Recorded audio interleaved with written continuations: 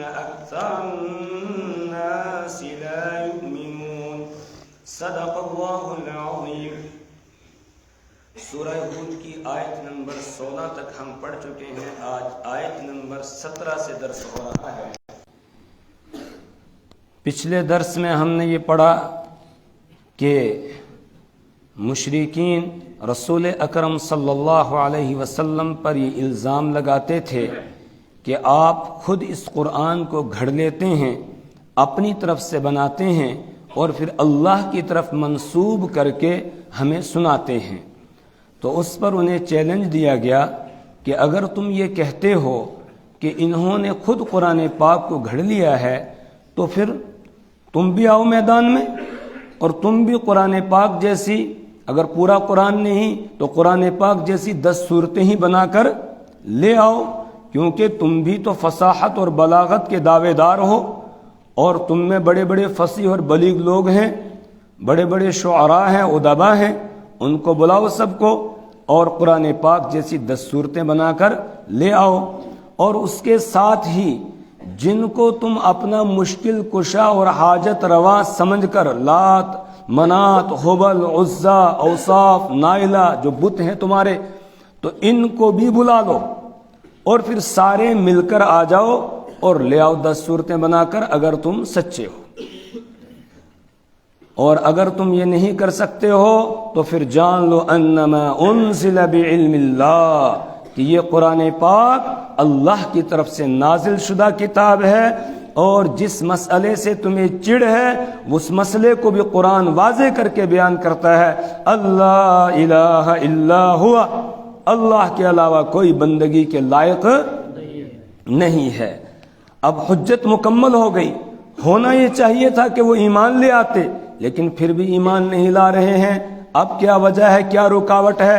کہا دنیا کی رکاوٹ ہے، یہ دنیا کے پیچھے پڑے ہوئے ہیں، دنیا میں کی زندگی اسی کو چاہتے ہیں، اسی کی زیب و زینت اور راحت اور آرام، عیش و عشرت میں کھوئے ہوئے ہیں۔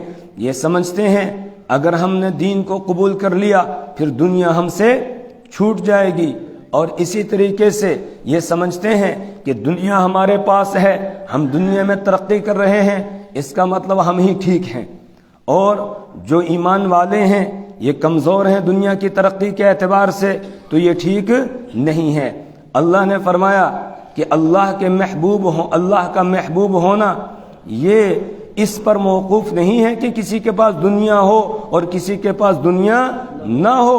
جو دنیا میں محنت کرے گا اس کا قانون یہ ہے کہ اس کو ترقی دے گا وہ دنیا کے اعتبار سے، اور جو محنت نہیں کرے گا وہ وہیں رہے گا جہاں تھا دنیا کے اعتبار سے۔ یہ اس کا قانون نہیں ہے کہ جو یہاں نہیں مانے گا تو اس کو فوراً ہی ہلاک کر دیا جائے گا، اس سے سب کچھ چھین لیا جائے گا، وہ بھوکا مرنے لگ جائے گا، اور جو مانے گا اس کے لیے آسمان سے سونا برسنا شروع ہو جائے گا۔ کہا نہیں، یہ اس کا یہاں قانون نہیں ہے، یہاں وہ سب کو دیتا ہے، ماننے والوں کو بھی دیتا ہے، نہ ماننے والوں کو بھی دیتا ہے۔ الحمدللہ رب العالمین، وہ سارے جہانوں کا پالنے والا ہے۔ الرحمن الرحیم، اس کی 2 صفتیں ہیں، ایک رحمان ہے ایک رحیم ہے۔ رحمان میں اس کی رحمت عامہ کو بیان کیا گیا ہے، الرحیم میں اس کی رحمت خاصہ کو بیان کیا گیا ہے۔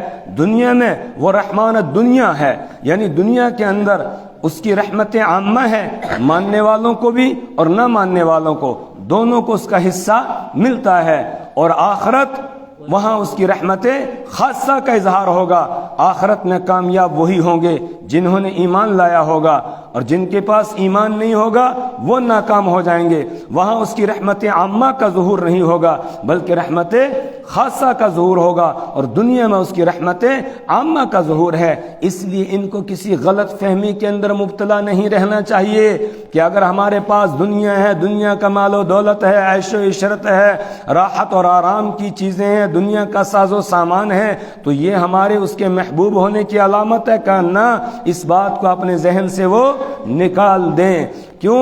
اس لیے کہ آخرت میں ان کو کچھ بھی ملنے والا نہیں ہے۔ اولئک الذین لیس لہم فی الآخرۃ الا النار، یہ وہ لوگ ہیں کہ جن کے لیے آخرت میں صرف آگ ہی آگ ہے اور کچھ نہیں ہوگا. وَحَبِطَ مَا صَنَعُوا فِيهَا، اور جو کچھ دنیا میں انہوں نے کمایا تھا، مال و دولت، دنیا کے اسباب، یہاں کا ساز و سامان، وہ سب وہیں رہ گیا، کچھ بھی ان کے ساتھ نہیں آئے گا. وَبَاطِلٌ مَا كَانُوا يَعْمَلُونَ، اور جو وہ اعمال کیا کرتے تھے، کچھ نیکی کے کام بھی کرتے تھے، وہ بھی سب باطل ہو گئے. کیوں؟ اس لیے کہ ایمان نہیں تھا اس کے یہاں عمل کی قبولیت کے لیے 3 شرطیں کل بتائی تھی. پہلی یاد ہے؟ پہلی شرط کیا ہے؟ ایمان کا ہونا. دوسری شرط اخلاص کا ہونا. اور تیسری شرط اتباع سنت.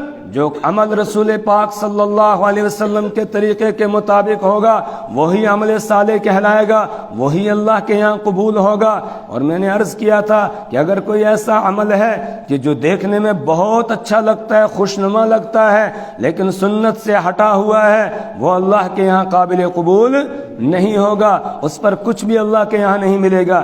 اسی لیے رسول پاک صلی اللہ علیہ وسلم نے فرمایا جو دین کے اندر بدعتیں نکالتے ہیں، نئی باتیں دین کے اندر ایڈ کرتے ہیں، تو ردن کہا وہ مردود ہے، وہ اللہ کے یہاں قابل قبول نہیں ہے. کل بدعت ضلالہ وکل محدثۃ بدعہ، کا ہر نئی بات دین میں ایجاد کرنا یہ بدعت ہے.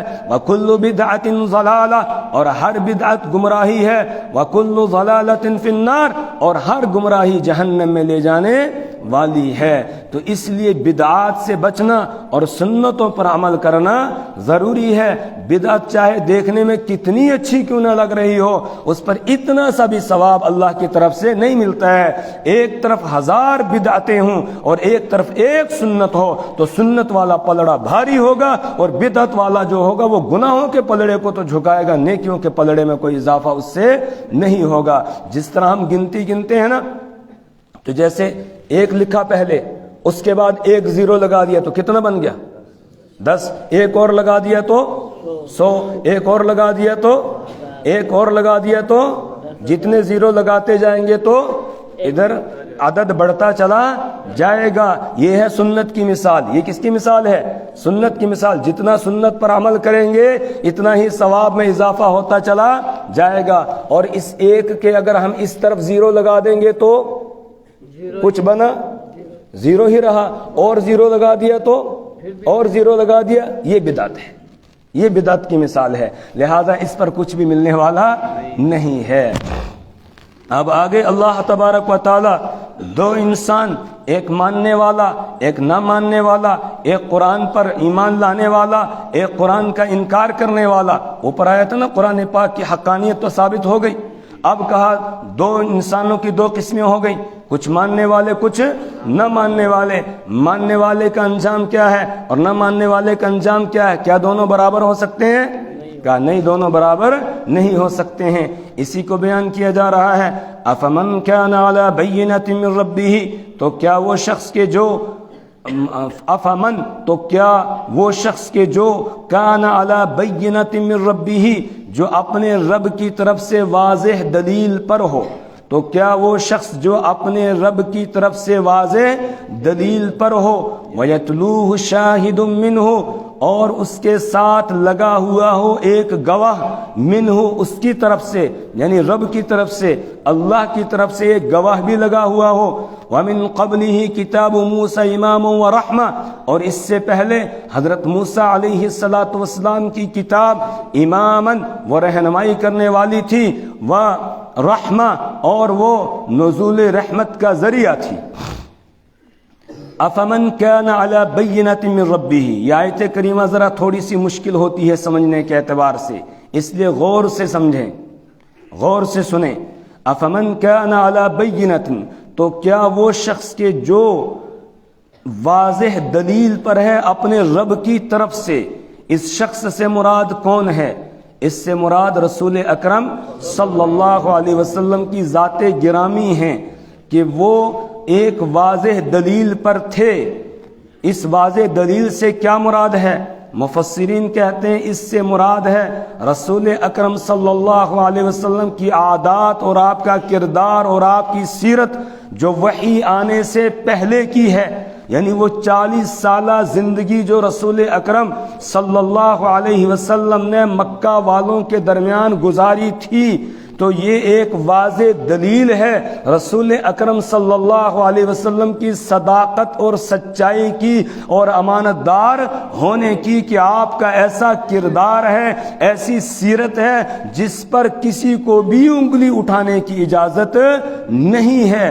اگر آپ کی مخالفت کرتے ہیں کافر تو وہ اعلان توحید کے بعد ہے، اس سے پہلے کوئی آپ کی مخالفت نہیں کرتا ہے، بلکہ سب کے سب آپ کو الصادق الامین کہتے ہیں۔ تو بینہ سے مراد یہاں پر ہے رسول اکرم صلی اللہ علیہ وسلم کا کردار، آپ کی سیرت جو نزول وحی سے پہلے کی ہے۔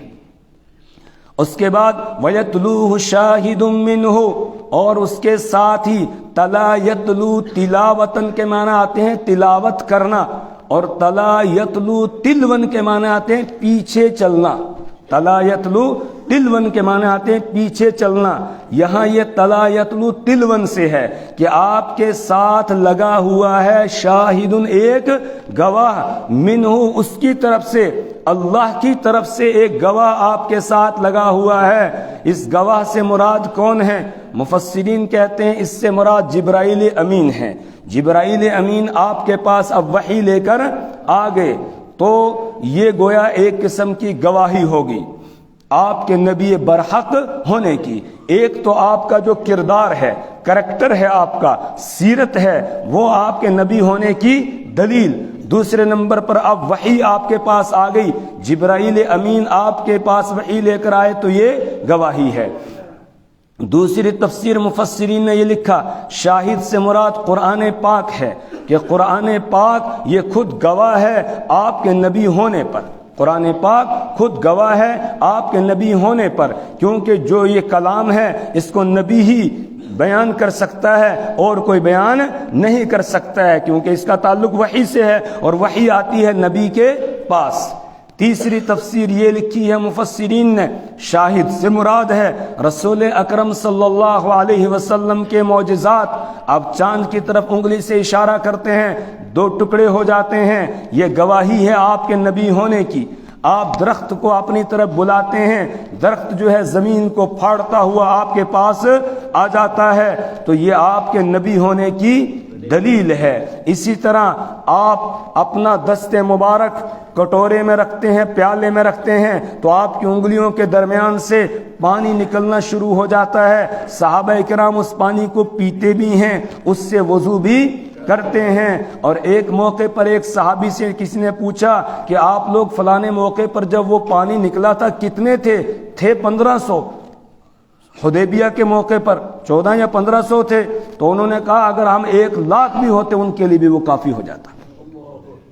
ایسا پانی نکل رہا تھا آپ کے انگلیوں کے بیچ میں سے، جیسے چشمے سے پانی پھوٹتا ہے۔ اسی طرح تھوڑا سا کھانا وہ ایک پوری جماعت کے لیے ہو جاتا ہے۔ غزوہ خندق کے موقع پر حضرت جابر رضی اللہ تعالی عنہ، انہوں نے رسول اکرم صلی اللہ علیہ وسلم کی دعوت کی، دیکھا آپ کے بطن مبارک پر 2 پتھر بندھے ہوئے تھے بھوک کی شدت کی وجہ سے، کمر کو سیدھا رکھنے کے لیے۔ تو گھر آئے، ایک بکری کا چھوٹا بچہ تھا وہ ذبح کیا اور کچھ روٹیاں بنائیں، اور رسول اکرم صلی اللہ علیہ وسلم کے پاس آئے، یا رسول اللہ آپ کے لیے اور 2-4 بندے آپ اپنے ساتھ اور لے آئیں، کھانا میں نے تیار کیا ہے۔ رسول اکرم صلی اللہ علیہ وسلم نے فرمایا چلو سارے خندق والے، جابر نے دعوت کی ہے۔ حضرت جابر رضی اللہ تعالیٰ پریشان ہو گئے کہ شاید میرے سنانے میں یا رسول پاک صلی اللہ علیہ وسلم کے میرے بولنے میں یا حضور کے سننے میں کوئی فرق ہو گیا، آپ نے تو سب کو بلا لیا۔ اب سب آگے کھانا لگایا، 10-10 آدمی کر کے کھاتے جا رہے ہیں، سب نے کھا لیا، کھانا جتنا تھا اتنا ہی رہا، جتنا تھا اس میں کوئی کمی نہیں آئی۔ حضرت انس رضی اللہ تعالیٰ عنہ بیان فرماتے ہیں مجھے ابو طلحہ نے ایک پرانی جیسی چربی گھر میں رکھی ہوئی تھی، تو وہ تیل کے طور پر استعمال ہوتی تھی، وہ اور چند روٹیاں لے کر بھیجا اور کہا کہ جاؤ رسول پاک صلی اللہ علیہ وسلم کو دے کر آؤ، میں نے آپ پر بھوک کے آثار دیکھے ہیں۔ آپ صلی اللہ علیہ وسلم کے پاس جب گئے تو آپ صلی اللہ علیہ وسلم نے جتنے اصحاب صفہ تھے 80 آدمی ان کو کہا چلو حضرت ابو طلحہ کے گھر میں تمہاری دعوت ہے، سب کو ساتھ لے لیا۔ حضرت ابو طلحہ نے جب دیکھا رسول پاک صلی اللہ علیہ وسلم یہاں تشریف لا رہے ہیں، وہ پریشان ہو گئے، اتنے لوگوں کو کھانا کہاں سے ہوگا؟ آپ صلی اللہ علیہ وسلم نے اس کے بعد کچھ پڑھ کے کھانے پہ دم کیا اور پھر کہا آؤ اور 10 آدمی کھاؤ۔ 80 آدمیوں نے 4 آدمیوں کا کھانا یا 3 آدمیوں کا کھانا 80 آدمیوں نے کھایا۔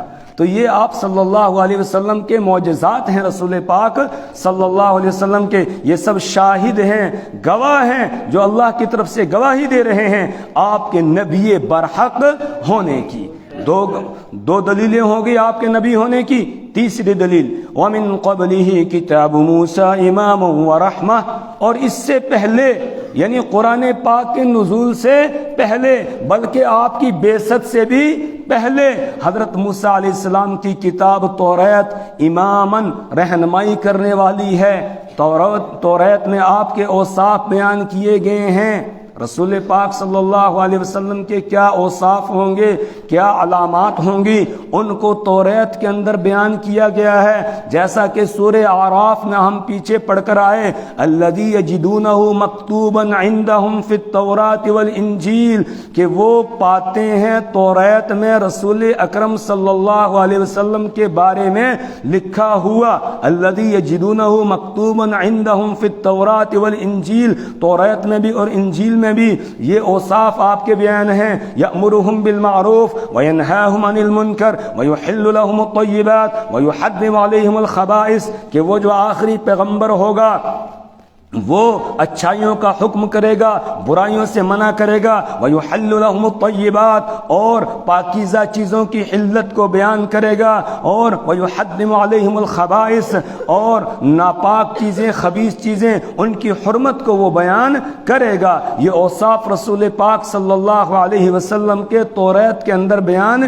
کیے گئے ہیں۔ تو توریت اس سے پہلے ہی رہنمائی کر رہی ہے نبی آخر الزماں کے متعلق، اور یہودیوں کو اس بات کا یقین بھی تھا، اسی لیے وہ آ کر مدینہ کے اندر وہاں بس رہے تھے، اس انتظار میں تھے کہ یہ نبی آخر الزماں کی ہجرت گاہ ہے، اور آپ کی بعثت سے پہلے آپ کے وسیلے کے ذریعہ سے وہ دعائیں بھی کیا کرتے تھے۔ وَكَانُوا مِن قَبْلُ يَسْتَفْتِحُونَ عَلَى الَّذِينَ كَفَرُوا، وہ آپ کی بعثت سے پہلے کافروں کے خلاف آپ کے ذریعہ سے فتح طلب کیا کرتے تھے، لیکن فلما جاء ما عرفوا به، جب آپ آگے پھر ماننے سے انکار کر دیا، پھر انہوں نے پہچانا نہیں، پہچان تو لیا تھا لیکن ماننے سے انکار کر دیا۔ تو پہلی کتاب بھی آپ کے نبی برحق ہونے کی دلیل ہے، یعنی توریت بھی گواہی دے رہی ہے۔ وَمِن قَبْلِهِ كِتَابُ مُوسَى، اور اس سے پہلے موسیٰ علیہ السلام کی کتاب اماماً، وہ رہنمائی کرنے والی ہے، وَرَحْمَةً، اور اسی طرح وہ باعث رحمت ہے، کیونکہ وہ بھی اللہ کی کتاب تھی، اللہ کی نازل کردہ کتاب، تو جو اس پر عمل کرے گا اس پر اللہ کی طرف سے رحمت ہوگی۔ جس طرح قرآن پاک کو جو پڑھے گا اس پر اللہ کی رحمت نازل ہوتی ہے، جو اس کو سمجھے گا اس پر اللہ کی رحمت نازل ہوتی ہے، جو اس پر عمل کرے گا اس پر اللہ کی رحمت نازل ہوتی ہے۔ اسی طرح توریت بھی پہلے اللہ کی کتاب تھی اور بالکل سچی کتاب تھی، لیکن جب قرآن پاک آ گیا اب وہ کتابیں منسوخ ہو گئی، اب وہ قابل عمل نہیں ہے، اب عمل ہوگا تو قرآن پاک پر ہوگا۔ اولئک یؤمنون بہ، اللہ فرماتے ہیں اور وہ یعنی یہودی اس پر ایمان بھی رکھتے ہیں، ان کا دعویٰ ہے کہ ہمیں توریت پر ایمان ہے، اگرچہ دعوے میں سچے نہیں ہیں۔ کیوں؟ اس لیے کہ اس میں تو رسول پاک صلی اللہ علیہ وسلم پر ایمان لانے کے لیے کہا گیا ہے، اور یہ ایمان لاتے نہیں ہیں، تو عمل ان کا نہیں ہے توریت پر، لیکن بہرحال دعویٰ تو ہے کہ ہم اس پر ایمان لانے والے ہیں۔ تو ایک طرف تو وہ شخص ہے کہ جو اپنے رب کی طرف سے بینہ پر ہے، پھر اس کے ساتھ ہی ایک گواہ بھی اس کے لیے ہے، دوسرا یہ کہ پہلی کتاب کے اندر بھی اس کا تذکرہ ہے، تو ایک یہ، اور دوسرا وَمَن يَكْفُرْ بِهِ مِنَ الْأَحْزَابِ، جو کوئی انکار کرے گا اس کا یعنی قرآن پاک کا اور رسول اکرم صلی اللہ علیہ وسلم کی نبوت کا، من الاحزاب، گروہوں میں سے، تو کیا یہ دونوں برابر ہو سکتے ہیں؟ برابر نہیں ہو سکتے ہیں۔ فالنار موعدہ، تو اس انکار کرنے والے کا ٹھکانہ جہنم ہے. فالنار تو آگ، موعدہ اس کے وعدے کی جگہ ہے. جو انکار کرے گا، اب بھی 3 گواہوں سے ثابت ہو گیا رسول اکرم صلی اللہ علیہ وسلم کا سچا پیغمبر ہونا. تو وَمَن يَكْفُرْ بِهِ، اب جو کوئی انکار کرے گا رسول پاک صلی اللہ علیہ وسلم کا اور قرآن پاک کا، من الاحزاب گروہوں میں سے، مشرکین میں سے، یہودیوں میں سے، عیسائیوں میں سے، مجوسیوں میں سے، اور دنیا کے جتنے بھی مذاہب والے ہیں وہ سب کے سب احزاب میں آگے. جو بھی اب رسول پاک صلی اللہ علیہ وسلم کا انکار کرے گا، قرآن کا انکار کرے گا، فالنار موعد، تو آگ اس کے وعدے کی جگہ ہے. فلا تک فی مریۃ منہ، لہذا اے قرآن پڑھنے والے تو فلا تک فی مریۃ، تو شک میں نہ پڑنا، منہ اس کے بارے میں، یعنی قرآن پاک کے بارے میں اور خود رسول اکرم صلی اللہ علیہ وسلم کے بارے میں کوئی شک نہ کرنا. یہ اللہ کے پیغمبر اور قرآن پاک ان پر نازل کی جانے والی کتاب ہے. انہ الحق من ربک، بے شک یہ قرآن پاک حق ہے، سچ ہے، من ربک تیرے رب کی طرف سے. ولکن اکثر الناس لا یؤمنون، لیکن اکثر لوگ ایمان نہیں لاتے ہیں. لہذا یہاں دعوت دی گئی کہ اب تو تھوڑی سی عقل کے ناخن لو، سوچو اور قرآن پاک پر ایمان لے آؤ. ترجمہ دیکھ لیجیے. افمن کان علی بینۃ من ربہ، تو کیا وہ شخص کے جو واضح دلیل پر ہو، من ربہ اپنے رب کی طرف سے، ویتلوہ اور اس کے ساتھ لگا ہوا ہو، شاہد ایک گواہ، منہ اس کی طرف سے یعنی اللہ کی طرف سے، ومن قبلہ اور اس سے پہلے، کتاب موسیٰ، موسیٰ علیہ السلام کی کتاب یعنی توریت، اماما رہنمائی کرنے والی ہے، ورحمتاً اور باعث رحمت ہے. اولئک یؤمنون بہ، اور وہ یعنی یہود اس پر ایمان بھی رکھتے ہیں. ومن یکفر بہ، اور جو کوئی انکار کرے گا اس کا یعنی قرآن پاک کا، من الاحزاب گروہوں میں سے، جماعتوں میں سے، فالنار موعد، تو جہنم کی آگ اس کے وعدے کی جگہ ہے. فلا تک فی مریۃ منہ، تو اے قرآن پڑھنے والے تو نہ پڑھنا، فی مریۃ شک میں، منہ